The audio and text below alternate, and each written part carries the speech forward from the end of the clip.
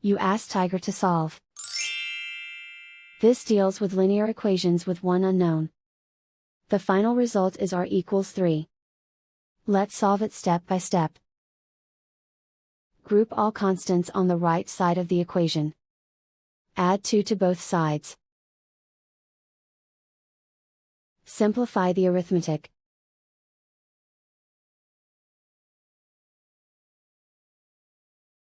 Isolate the r. Divide both sides by 10. Simplify the fraction. Find the greatest common factor of the numerator and denominator. Factor out and cancel the greatest common factor. And so the final result is r equals 3.